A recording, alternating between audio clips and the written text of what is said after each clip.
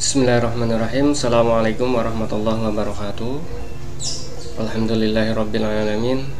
Alhamdulillah alladzi 'allama bil qalam 'allamal insana ma lam ya'lam. Assalatu wassalamu ala asyrafil anbiya'i wal mursalin sayyidina Muhammadin wa ala alihi wa ashabihi ajma'in. Rabbi shrah li sadri wa yassir li amri wahlul 'uqdatam min lisani yafqahu qawli. Amma ba'du. Alhamdulillah, pada hari ini kita masih bisa berkumpul secara virtual pada kegiatan positif yang kita lakukan setiap hari Senin pagi, yaitu kegiatan assembly dengan menyanyikan lagu Indonesia Raya dan Mars Al-Azhar. Apa kabar semuanya hari ini? Mudah-mudahan kita semua dalam keadaan sehat lahir dan batin dan selalu dalam lindungan Allah Subhanahu wa taala. Amin amin ya rabbal alamin. Anak-anakku sekalian, kita semua tahu bahwa dalam Islam ayat pertama kali yang turun berbunyi Iqra' bismi rabbikal ladzi khalaq.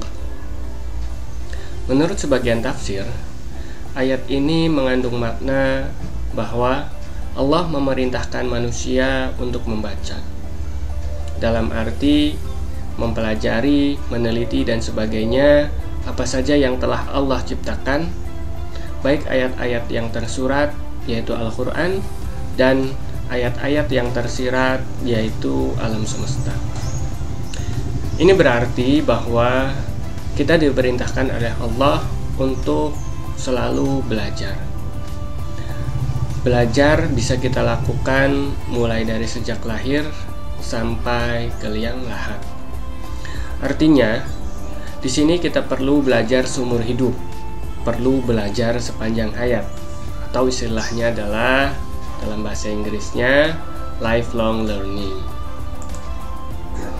Belajar di sini dapat kita lakukan di sekolah, perkuliahan, ataupun di luar itu.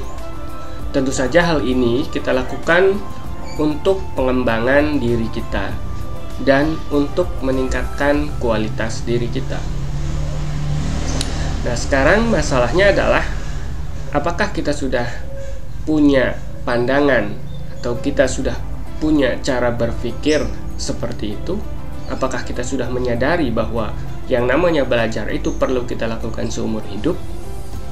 Apakah kita sudah punya motivasi yang kuat untuk belajar terus-menerus? Mungkin sebagian ada yang sudah, sebagian ada yang belum, sebagian ada yang tidak peduli sama sekali.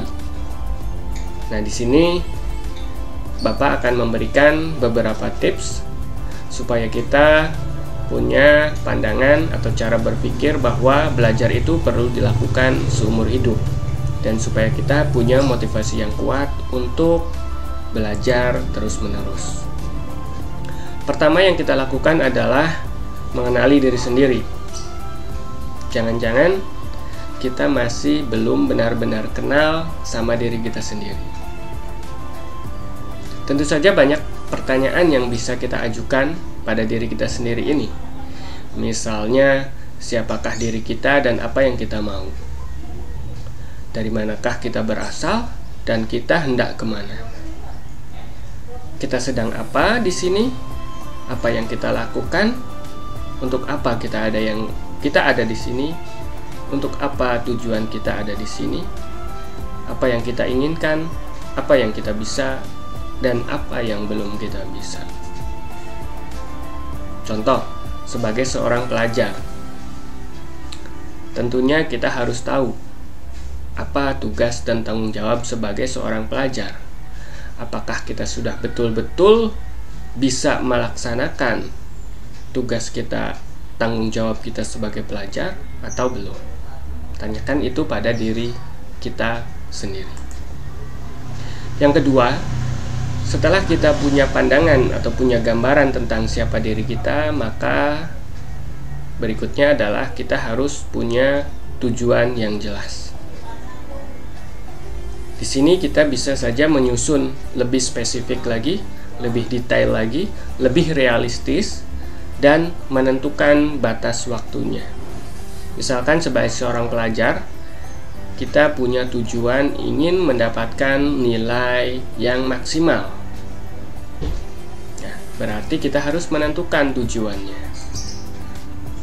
Kemudian yang ketiga adalah membuat daftar hal apa saja yang mau dipelajari dan dilakukan. Setelah kita punya tujuan yang jelas, kita harus mencatat daftar apa saja yang akan kita pelajari.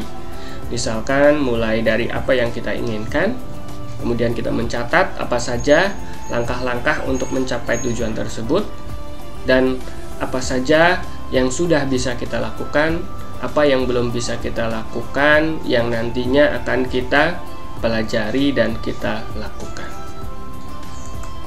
Selanjutnya yang keempat, kita harus punya lingkungan yang mendukung untuk perkembangan kita.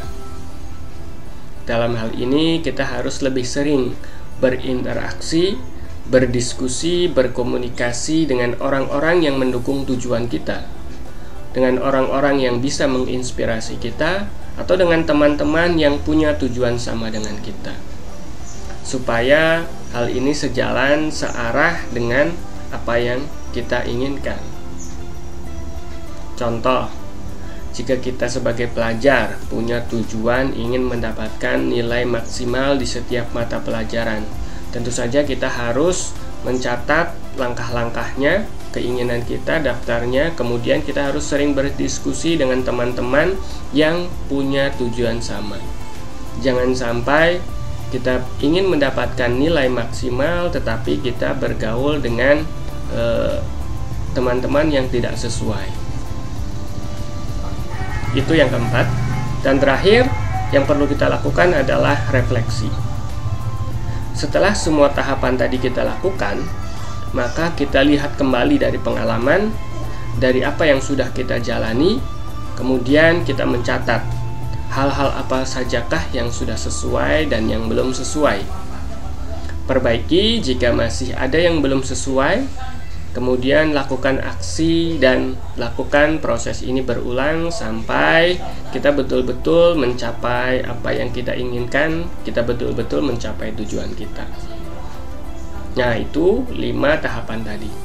Tentu saja tidak lupa ya bahwa tujuan yang kita lakukan itu semata-mata hanya untuk beribadah, hanya untuk menggapai ridha Allah, dan kita selalu berdoa supaya apapun yang Allah tetapkan untuk kita, supaya kita ridho dengan ketetapan Allah.